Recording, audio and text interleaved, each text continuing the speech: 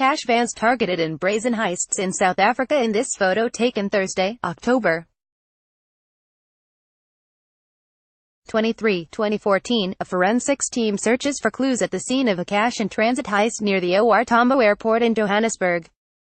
Criminal syndicates in South Africa have increased attacks on security vans transporting large amounts of cash, brazenly opening fire and blowing up vehicles in chaotic scenes that send civilians rushing for cover. AP photo, Johannesburg. AP, criminal syndicates in South Africa have increased attacks on security vans transporting large amounts of cash, brazenly opening fire and blowing up vehicles in chaotic scenes that send civilians rushing for cover. Some bystanders managed to film the urban, often daylight attacks and post the footage on social media, magnifying concerns in a country that struggles with a high rate of violent crime. Authorities are boosting intelligence work and other efforts to tackle the heavily armed gangs, whose members appear to have specific roles: shooter, lookout, driver. "It's almost like everyone's got a skill of his own," said Yusuf Ibrahimji, a South African anti-crime activist. "These people strike with military precision. They might be getting help from rogue police officers, and local media have reported the possible use of stolen military weapons in some heists. There have been 75 attacks on vehicles carrying cash this year, compared to 31 in the same period in 2017, said Kalyani Pillay, CEO of the South African Banking Risk Information Centre, or SABRIC. Just under 40% of the attacks were thwarted. 2 civilians, 1 police officer, 5 guards and 9 suspects were killed in this year's robberies, and another 93 people were injured, Pillay said. Thieves carrying out such heists have stolen 63% more money this year than in the same period in 2017, according to Pillay. She declined to say how much, though the amount is estimated to be at least several $million. Unions representing workers involved in the transport of cash held protests in major cities in June for more protection on the job. "Stop bombing our cash vans," read a sign at a march in Cape Town. A parliamentary committee held a hearing on the attacks.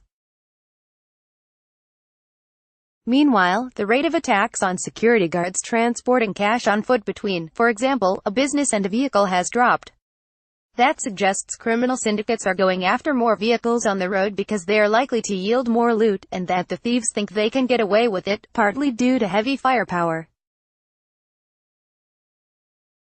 Security experts say police, whose response was sometimes lackluster in the past, are more proactive. Heist methods have varied over the years. In 1997, thieves in Bronkhorst Spruit dragged a spike chain across a highway to block a security van and killed 2 guards. The hit was reminiscent of a scene in the 1995 movie Heat, in which a gang uses a spike strip to thwart police pursuit after robbing an armored car. Today, heist teams in South Africa can consist of 10 to 15 people who blow open armor-plated security vehicles with commercial explosives possibly siphoned off from the mining industry. The teams seem comfortable making their move in crowded areas. Video of an attack on security vans in May in Boksburg, near Johannesburg, shows a man with a long rifle, apparently a lookout, kneeling at an intersection. An explosion is heard and gunfire crackles. A couple of motorists do hurried U-turns to escape the scene. Separate video of the same attack, filmed from what appears to be a car showroom at the same intersection, shows smoke rising after an explosion. 3 blasts are heard. "Oh my God, look how many of them are coming out," a woman says as suspects emerge from a car. A third video of the aftermath shows a badly damaged security van and banknotes strewn over the road.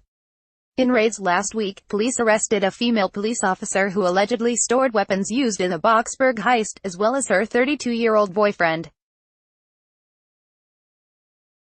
Nearly 24 people were arrested in the sweep.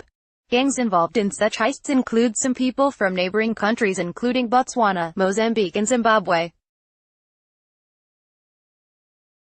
Police Minister Becky Cele has said more must be done to stop related, feeder crimes, including carjacking, illegal gun sales and police corruption. Cash heists were down sharply in June compared to May in a sign of improved policing, he said. Security companies, meanwhile, can do more with technology, including dye that stains money if there is a robbery, or a foam that automatically covers cash in a vehicle's vault and makes it impossible to remove, said Abram G., the anti-crime activist. About 200 people are believed to be spearheading the attacks in South Africa, one security company said in response to questions from the Associated Press. There have been 27 attacks on Fidelity Security Group vans this year and just under half were successfully defended, it said. 4 employees were killed and 55 were injured. The company said it has spent millions of dollars to upgrade vehicles, increase training and take other measures against the threat. Unfortunately, as we introduce more measures on land and in the air, the modus operandi of criminals also evolves. Fidelity said. _____ Christopher Torchia on Twitter at www.twitter.com/Torchiacris. Copyright 2018 The Associated Press. All rights reserved. This material may not be published, broadcast, written or redistributed.